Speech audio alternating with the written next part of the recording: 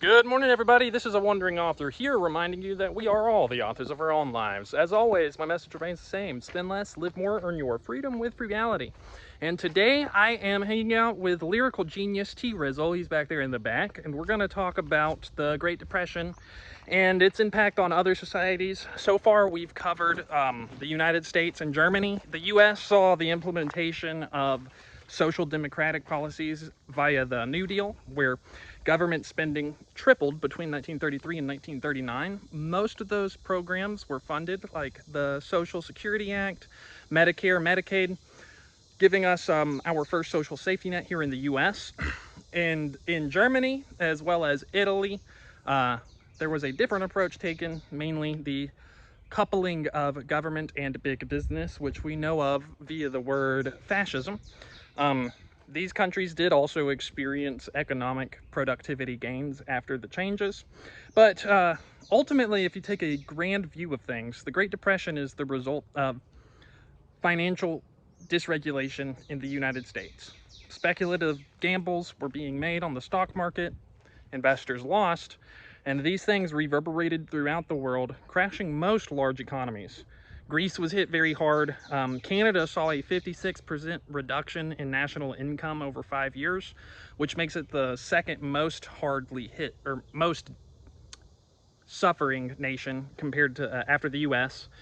Iceland also suffered. They were prosperous after World War I, but because of the great reduction in saltfish demand, they suffered a lot. Italy also had a very tough time with the Great Depression. And in all of these places, changes occurred. Now, whether it was pro-democratic or anti-democratic, what ends up happening is state intervention, like in Italy with the Industrial Reconstruction Institute, started to become much more prominent. Today, we know of these as like Keynesian economic policies, basically deficit spending in order to stimulate the economy. Back then, there really weren't any of those theories yet. But I think it is pretty telling if we look at the countries that were not greatly affected by the Great Depression, which the two biggest ones off the top of my research that I noticed was Japan and China. Why weren't they affected as much? Well, Japan started deficit spending sooner than anybody else. They also devalued their currency. And China was not on the gold standard. So the gold standard does do some good for people, but it limits the ability of the government to deficit spend because they cannot just infinitely print money. I'm personally kind of pro gold standard, but there's definitely some lively debates happening on both sides of that spectrum. Ultimately, the legacy of the Great Depression is one of the most interesting things to me, which is it seriously influenced the development of the social democracies that we see today in Europe.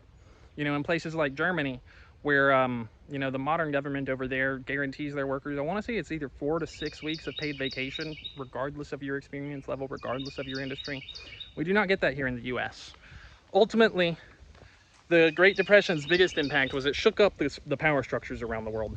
In the U.S., we got the New Deal because there was huge labor movements through like the College of Industrial Organizations and the American Federation of Labor, as well as some very active political party mobilization. Some countries maintained similar power structures. Germany, they empowered their business class, and we saw kind of what happened as a result of all that. Now, I am in Florence today.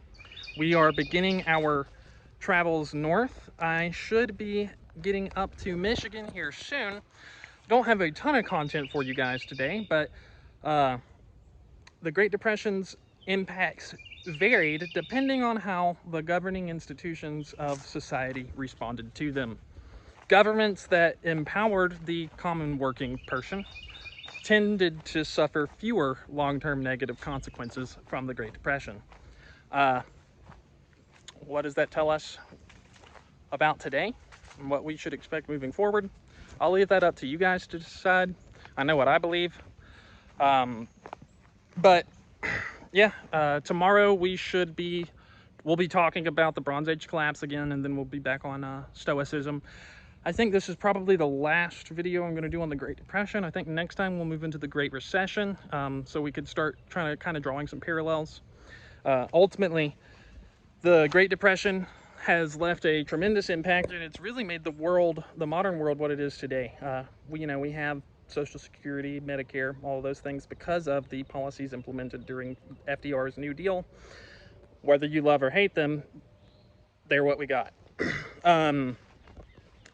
So tomorrow, I hope to be coming at you guys from somewhere in Indiana. But until then, this is a wandering author reminding you that we are all the authors of our own lives. As always, my message remains the same: spend less, live more. Oh, yeah. I think the real solution to a lot of today's problems is to decentralize power structures. Instead of having large concentrations of wealth and power in individual people's hands, I think community-based leadership would be much more effective. But as always, spend less, live more, earn your freedom with frugality. It's a wandering author reminding you guys that we are the authors of our own lives. What are you guys doing to inspire, uplift, and empower your communities today? Because this world isn't changing unless we all do our part, and you can count on me to do mine daily. Until next time, I love you guys.